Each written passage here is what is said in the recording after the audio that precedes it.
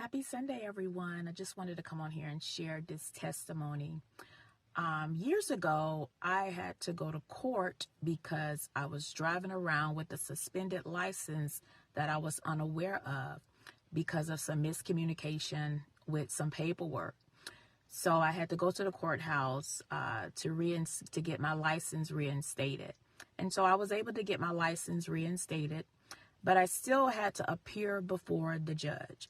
And I was very nervous about it. Very nervous because people told me, you could go to jail for that. You may have to pay a ticket.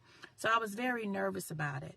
And one day in prayer, I heard the Spirit of the Lord say, when you go to court, you're not going to have to open up your mouth and say anything.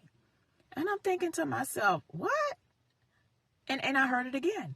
When you appear before the judge, you're not going to have to open up your mouth and say anything. And I'm thinking to myself, how am I going to appear before a judge and not have to open up my mouth and say anything?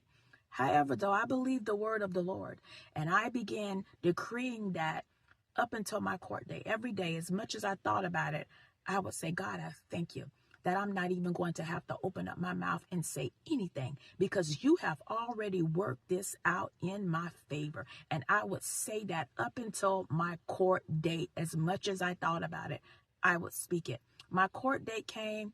I'm sitting in the courthouse, in the courtroom. I'm nervous because the judge is sending just about everybody to jail. But of course, most of them were repeat offenders. So I was very nervous sitting in there because part of me didn't know my outcome and the other part did. So then the judge called my name to stand up. And I stood up and then he began to read off a paper what I was there for. Then someone said, Judge, her license has been reinstated. And he says, oh, okay. And he hit his gavel and he says, you're free to go.